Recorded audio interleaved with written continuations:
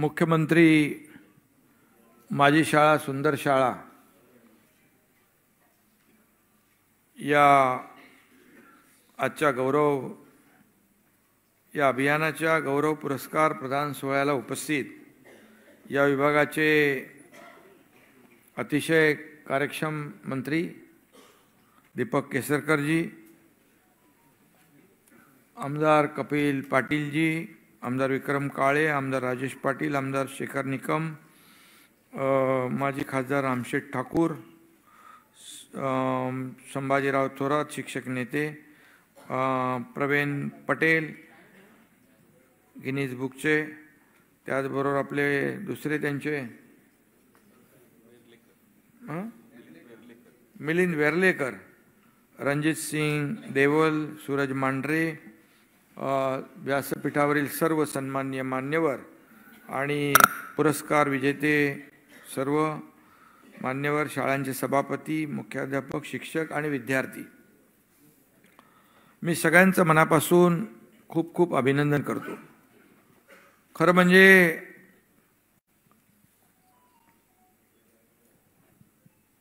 एखाद्या कार्यक्रमामध्ये एखादं अवॉर्ड मिळतं, Guinness book of the world, तर या कार्यक्रमात 3 मिळालेले आहेत, म्हणजे हॅट्रिक झाली आहे. आणि केसरकर आणि त्यांच्या टीमचं मी मनापासून अभिनंदन करतो की अशा प्रकारचे गिनीज बुक ऑफ अवॉर्ड आपण 3 मिळवलेत. तसं केसरकर बरोबर सगळं काम करतात. त्यांना एकदा सांगितलं की ते सर्व मॅनेज व्यवस्थित, आयोजन त्यांचं व्यवस्थित नीटनेटकं असतं. गुवाहाटीला पण त्यांनी चांगलं आयोजन केलं होतं.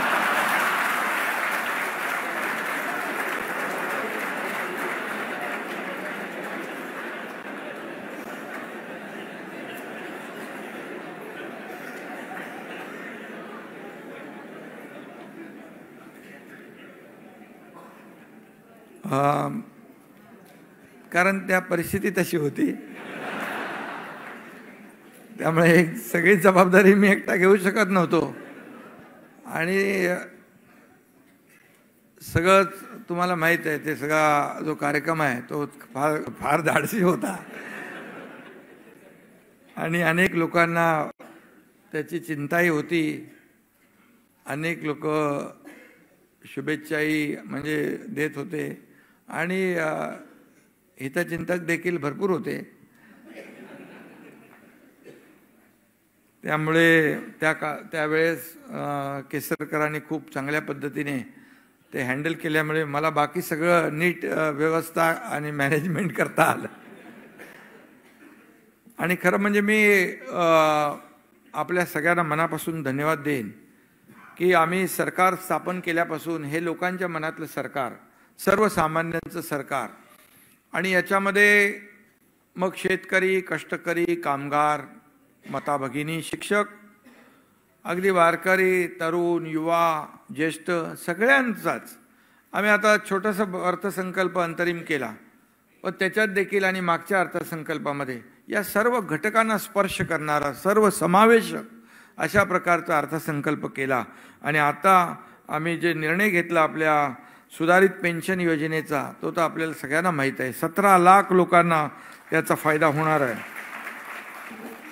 आणि त्यामध्ये 2005 पूर्वीचे देखील काही शिक्षक राहिले होते. इथं कपिल पाटील आहेत, ते तिकडं मला सभागृहात विचारलं त्यांचं काय. मला हाती गेला तर शेपूट पण निघून जाईल. आणि शेवटी हे आपलं सरकार सर्वसामान्यांचं सरकार आहे. त्यामुळे मोठ्या प्रमाणावर आपण निर्णय घेतलेले आहेत. हा अतिशय मोठा उपक्रम आपण घेतला. शेवटी त्याच्यामध्ये केशव आचार्य आत्रे यांच्या कवितेत म्हटलं आहे, ही आवडते मज मनापासून शाळा, लावते लळा ही जशी माऊली बाळा. म्हणजे आपली आई जशी बाळाला आपल्या लळा लावते, तशी ही शाळा देखील मनापासून लळा लावणारी असली पाहिजे. मग तिथलं वातावरण चांगलं असलं पाहिजे, तिथले वर्गखोल्या चांगल्या असल्या पाहिजे, तिथलं शिक्षण चांगलं असलं पाहिजे, तिथलं वातावरण सकारात्मक असलं पाहिजे. आणि म्हणून मग याच्यामध्ये या मुख्यमंत्री माझी शाळा सुंदर शाळा ही एक संकल्पना पुढे आली. मग केसरकर आपले मंत्री त्यांनी ती उचलून धरली आणि आमचे ते अमित उकेरीकर सगळी टीम यामध्ये काम करत होती. आणि मग त्याच्यामध्ये शाळेतला परिसर आनंददायी असला पाहिजे, तिथलं वातावरण चांगलं असलं पाहिजे, शिक्षण रटाळ न होता मुलांना अभ्यासात रुची वाटायला पाहिजे, अशा प्रकारचं जो उद्देश होता आपल्या सरकारचा, या उद्देशाप्रमाणे या ठिकाणी आपण हा उपक्रम केला. आणि त्याच्यामध्ये 1,03,000 शाळा, 2 कोटी विद्यार्थी, या सर्व विद्यार्थ्यांनी सहभागी घेतला. आणि हा देशातला एक विक्रमच म्हणावा लागेल आपल्याला, कारण आपला हे 3 आज आपल्याला अवॉर्ड मिळाले. खरं म्हणजे Guinness book of the world record ही यांनी दखल घेतली, त्याबद्दल मी मनापासून आपल्या सगळ्यांना धन्यवाद देतो. Guinness book of world records most prestigious mister Patel. I am thankful to whole team of Guinness Book. I thank Mr. Praveen Patel of Guinness Book who have awarded 3 records to Maharashtra.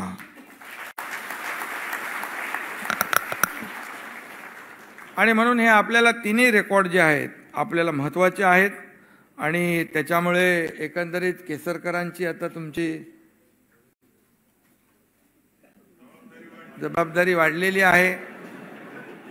आणि मला आठवतंय की ते नेहमी सांगत असतात आपल्या शाळांचा दर्जा वाढला पाहिजे, पाठीवरचं दप्तराचं ओझं कमी झालं पाहिजे, आपली शिक्षण पद्धती चांगली झाली पाहिजे, शाळा चांगली असली पाहिजे, शिक्षक देखील चांगले असले. शिक्षक चांगलेच आहेत आपले सगळे. आणि खरं म्हणजे शिक्षक हा आपला आईवडिलांच्या नंतर आपल्या आयुष्यातला सगळ्यात महत्त्वाचा गुरु. आणि त्यांचं शिक्षकांचं आपल्या सगळ्यांच्याच आयुष्यामध्ये, कोणी मुख्यमंत्री असू दे नाही तर मंत्री असू दे, यांच्या सगळ्यांच्या आयुष्यातलं एक महत्त्वाचं आदराचं स्थान आहे. कारण बाळ जन्माला आल्यानंतर जेव्हा ते शाळेत जातं तर त्याला आकार देण्याचं, त्याच्या संस्कार घडवण्याचं, जसं कुंभार मातीला आकार देऊन त्याला वेगवेगळ्या ह्याच्यामध्ये रूपांतरित करतो, तसं हे शिक्षकाचं काम आहे. आणि शेवटी ही कठीण जबाबदारी आहे. शिक्षक म्हणजे आपण अरे बाबा हे मागितलं शिक्षकाने, ते मागितलं, ही मागणी ती मागणी, पण त्यांच्याकडून जे आपल्या आज जी आपली पिढी, नवीन पिढी घडती आहे, त्यांच्यावर संस्कार होत आहेत आणि त्यांना एक घडवलं जातं आहे. आपला भारत देश तरुणांचा देश आहे आणि आपल्या या देशाचं हे भवितव्य घडवण्याचं काम तुम्ही सगळे शिक्षक करत असता. पालकांचा देखील त्याच्यामध्ये मोठा वाटा आहे. आणि म्हणूनच आज शिक्षकांच्या बाबतीमध्ये काही जरी असलं तरी सुद्धा ते आम्ही सरकार म्हणून कुठं काही तुमचं बाकी ठेवणार नाही, सरकार म्हणून तुमच्या पाठीशी उभे राहणार. फक्त केसरकरजी यांना थोडं जे काय शिकवण्याबरोबर दुसरं काय काय काम देतो ना आपण,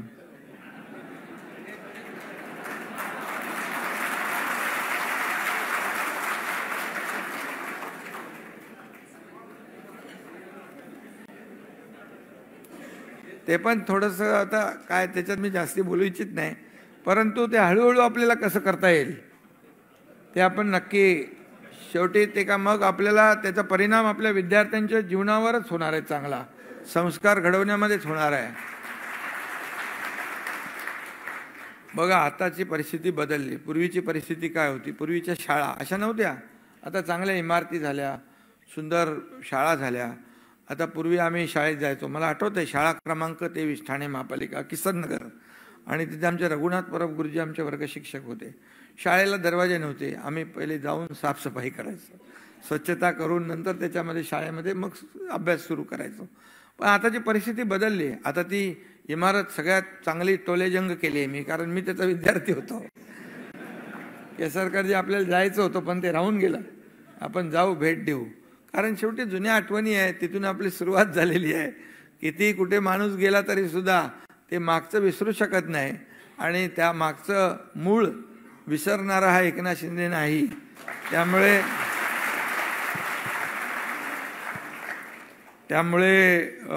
आपल्याला माहीत आहे की 1.5-2 वर्षामध्ये जे निर्णय आपण घेतले त्या निर्णयाचे साक्षीदार आपण आहात. आम्ही कुठल्याही आमचा वैयक्तिक कुठल्याही राज्यकर्त्याला कोणी लाभ मिळेल असा कुठलाही निर्णय आम्ही घेत नाही. सर्वसामान्य माणसालाच लाभ होईल, त्यांच्या हिताचेच निर्णय होतील अशाच प्रकारचे निर्णय आतापर्यंत राज्य सरकारने घेतलेत. आज आपण पाहतोय की सरकार स्थापन होण्यापूर्वीची परिस्थिती आणि आताची परिस्थिती, थोडे पॉझिटिव्हिटी, प्रॉस्पेरिटी सगळ्या गोष्टी आज आपल्या राज्यामध्ये दिसत आहेत. सगळे आनंदाने आपले सण उत्सव साजरे करतात. पूर्वी सगळं काय होतं, सगळे बंदी होती, पण आम्ही आल्यानंतर सगळ्या बंधनं काढून टाकली. सगळे शेवटी आपली विकास प्रकल्पांबरोबर आपली संस्कृती, आपली परंपरा, आपले सण उत्सव हे देखील साजरे केलेच पाहिजेत. त्यामुळे शेवटी आपण हे सगळं जे आहे हे करत असताना, आणि आम्ही शिक्षणाला खूप महत्त्व दिलं आहे. शाळा आता या ज्या होत आहेत मॉडेल स्कूल, आता मगाशी तुम्ही सांगितलं, काही लोकांना आम्ही सांगितलं की तुम्ही या काही शाळा अशा सुंदर करण्यासाठी, मॉडेल शाळा तयार करण्यासाठी तुम्ही स्वतः या.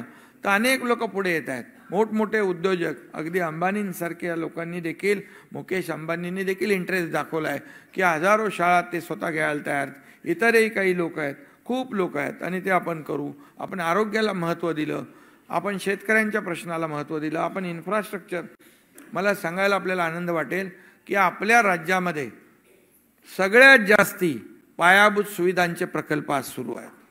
नंबर 1 आज FDI मध्ये, परदेशी गुंतवणुकीमध्ये आपण नंबर 1 ला आहोत. GDP आपला खूप मोठा आहे. आज हे महाराष्ट्र देशाचं ग्रोथ इंजिन आहे, आणि म्हणून आदरणीय देशाचे प्रधानमंत्री महोदय देखील या शिक्षणामध्ये खूप मोठ्या प्रमाणावर रस घेत आहेत. आपल्या परीक्षा पे चर्चा, मन की बात प्रमाणे परीक्षा पे चर्चा देखील त्यांनी एक विषय घेतला, कारण यामध्ये परीक्षेची भीती निघून जावी. आणि त्यांना माहीत आहे हे विद्यार्थी जे आहेत हे आपल्या उद्याचं भवितव्य आहे देशाचं, आणि हा विद्यार्थी अतिशय चांगल्या संस्कारातून घडला पाहिजे. आणि आताच्या ज्या स्पर्धात्मक युगामध्ये तो मुख्य प्रवाहामध्ये आला पाहिजे. त्याला कुठल्याही प्रकारची भीती राहता कामा नये. आणि यासाठी त्यांनी खूप मोठ्या प्रमाणावर शाळकरी मुलांचं जे ज्याबद्दल खूप जे कार्यक्रम आयोजित केले ते आपल्याला सगळ्यांना माहीत आहे. आणि म्हणून त्यांचं एक संकल्प आहे की 2047 पर्यंत देशाला महासत्ता करण्याचा निर्धार आदरणीय प्रधानमंत्री महोदयांनी घेतलेला आहे. आणि महाराष्ट्र कुठेही त्यांच्या मागे पडणार नाही, कमी राहणार नाही. आणि म्हणूनच आज आपण पाहतोय आपल्या देशाचं नाव जगभरामध्ये आदराने घेतलं जातं. मी जेव्हा दावोसला गेलो त्यावेळेस देखील वर्ल्ड इकॉनॉमिक फोरममध्ये, त्यावेळेस आपल्या महाराष्ट्र देशाचं नाव घेत होते, मोदीजींचं नाव घेत होते अभिमानाने. आणि महाराष्ट्राला देखील खूप लोक पसंती देत होते. महाराष्ट्रामध्ये आज चांगलं पोटेन्शियल आहे, इन्फ्रास्ट्रक्चर आहे, चांगली कनेक्टिव्हिटी आहे, स्किल मॅनपॉवर आहे, आणि आपलं वातावरण चांगलं आहे, कायदा सुव्यवस्था आहे. त्यामुळे महाराष्ट्रामध्ये 3,73,000 कोटींचे करारनामे झाले. आपल्या शेवटी उद्योग आले. हा शिक्षणाचा विषय असला तरी उद्योग पाहिजेत ना. उद्योग आले, रोजगार मिळतील मुलांना, तरुणांना, आणि त्यामुळे खूप मोठ्या प्रमाणावर आपल्या महाराष्ट्राला लोक पसंती देत आहेत. आणि आज महाराष्ट्र या सगळ्या ह्याच्यामध्ये नंबर 1 आहे सगळ्याच बाबतीमध्ये. त्यामुळे या ज्या काही स्पर्धा झालेल्या आहेत त्याच्यामध्ये खूप लोकांनी सहभाग घेतला. ऑनलाईन पद्धतीने किंवा प्रत्यक्ष भेटीतून विद्यार्थ्यांशी संवाद साधला गेला, त्यांना मार्गदर्शन केलं. केसरकरांनी पण काय तुम्ही व्हिडिओमध्ये भाषण केलं, वाचन केलं ना, म्हणजे भाषण आणि वाचन. आणि वाचन केलं त्यांनी. किती लोकांनी ऐकलं, बघितलं ते ऐकलं? किती लाख? 5 लाख लोकांनी. आणि पत्र आपण किती दिली होती? 2 कोटी. 2 कोटी पत्र. हे केसरकरांचीच आयडिया आहे, 2 कोटी मुलांपर्यंत पोहोचायचं. त्याच्याबद्दल त्याने हे पण सेल्फी काढले, त्याचंही रेकॉर्ड झालं. आणि तिसरं रेकॉर्ड आपलं वाचन प्रतिज्ञा. आणि हे जे आहे ते एक नवीन संकल्पना आहे. आणि याच्यामध्ये एवढंच आहे की मुलांना पुस्तकी शिक्षण, व्यावहारिक ज्ञान आणि कौशल्य हे शालेय जीवनापासून मिळायला हवं, हीच आपली भावना होती. आणि म्हणून मी याच्या मागे लागलो की हे आपलं केलं पाहिजे आणि सगळ्या शाळा याच्या माध्यमातून एक स्पर्धा तयार होईल. स्पर्धा झाली की शाळांची जी काय परिस्थिती बदलेल, चांगली आहे. आणि यामध्ये मी एक आपल्याला मुद्दाम सांगेन, केसरकरजी कलेक्टर सातारा, काय त्याचं नाव आहे, दुडी त्यांनी सांगलीमध्ये असताना जवळपास त्यांच्या मॉडेल स्कूल केले आणि PSC अपग्रेड केले आणि त्यांनी काय फंड मागत बसले नाही. त्यांनी DPDC, खनिकर्म विभाग, PWD या सगळ्या ज्या आपल्या सरकारी विभाग आहेत त्यांच्याकडून थोडे पैसे घेतले आणि शाळा अपग्रेड केल्या. आणि तुम्हाला सांगतो, ज्या शाळेंचा पटसंख्या कमी होते त्यांचा पटसंख्या वाढल्या आणि खाजगी शाळेतली मुलं आपल्या शाळेत यायला लागली. अशा आपल्या शाळा आहेत, आपले शिक्षकही आहेत. उदाहरणं आणखी अनेक आहेत की खूप मोठ्या प्रमाणावर आपल्या शाळांच्या मध्ये जे काही शैक्षणिक दर्जा जो आहे हा उंचावण्याचं काम आपले शिक्षक करतायत. त्यांना मी मनापासून धन्यवाद देतो. यामध्ये खूप लोकांनी सहभाग घेतला. गौर गोपालदास, आपले ललिता बाबर, मंगेश देसाई, राजीव खांडेकर यांचा देखील उल्लेख इथं केला पाहिजे. त्यांनी देखील याच्यामध्ये सहभाग घेतलेला आहे. आणि म्हणून या सर्व प्रयत्नातून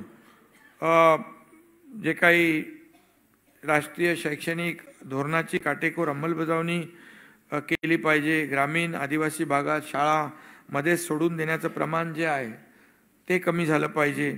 शाळाबाह्य मुलांना शिक्षण मिळालं पाहिजे. ह्या सगळ्याच बाबी याच्यामध्ये आहेत.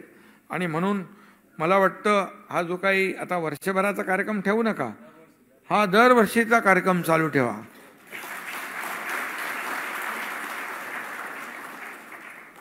आणि दरवर्षी असा केला तर दरवर्षी या दोघांना इकडे यायला लागेल. आणि म्हणून मी आज पुन्हा एकदा खूप शुभेच्छा देतो. शाळेच्या आपल्याला शाळा मी मध्ये एक आपल्या मुंबईतल्या स्लममधल्या शाळा आहेत, कपिल पाटील यांनी मुद्दा उपस्थित केला होता. आणि मुंबईतल्या शिक्षण संस्था आहेत त्यांना प्रॉपर्टी टॅक्स पण तो जो न परवडणारा नाही. मग आपण स्लममधल्या शाळांचा FSI वाढवला नगर विकास विभागाकडून, कारण चांगल्या इमारती होतील आणि वर्ग खोल्या चांगल्या होतील, मुलांना चांगलं शिक्षण मिळेल. त्याचबरोबर प्रॉपर्टी टॅक्समध्ये पण आपण सवलत दिलेली आहे. सवलत आपण दिली शाळांच्या या शैक्षणिक संस्थांना. शेवटी तिथे विद्यादानाचं पवित्र काम आपण करतो. आणि म्हणून शेवटी सरकार जे आहे हे सगळ्यांसाठी आहे आणि हे तर उद्याचं भवितव्य घडवणाऱ्या या संस्था आहेत. आणि म्हणून मी शिक्षकांना देखील मनापासून खूप धन्यवाद देतो. मनापासून आपले आभार मानतो. कारण एक आपण नवीन पिढी घडवत आहे जी देशाचं उद्याचं भवितव्य आहे. त्यामुळे आपण यांच्या ज्या काही अडचणी, बऱ्याचशा अडचणी आम्ही सोडवलेल्या आहेत, काही राहिल्या असतील त्याही नक्की आपण सोडू. या पेन्शनच्या सुधारित पेन्शनच्या माध्यमातून जे कोणी लोक राहिले आहेत, नाही राहणार कोणी, सगळ्यांना देऊ आपण, काही प्रॉब्लेम. शेवटी एक शिक्षण क्षेत्रामध्ये आमूलाग्र बदल घडवण्यासाठी शिक्षण विभाग काम करतोय. मी मगाशी केसरकरांना विचारत होतो, त्या आता नवीन शाळांना आपण मान्यता देतो, ते नवीन शाळांना मान्यता देण्याचा एक कार्यक्रम केला होता त्यांनी हॉलमध्ये. तर ही नवीन पद्धत त्यांनी सुरू केली. अगोदर चक्रा मारणं, फेऱ्या मारणं, खेटे मारणं, शासन आपल्या दारी आम्ही चालू केला, तसं डायरेक्ट लोकांना बोलवून त्यांना मान्यताचे पत्र देण्याचं काम देखील सुरू केलं. तोही एक वेगळा एक त्यांनी प्रयत्न केला, जेणेकरून शाळा संचालक असतील आणि संस्था असतील त्यांना, कपिल पाटील बरोबर आहे ना,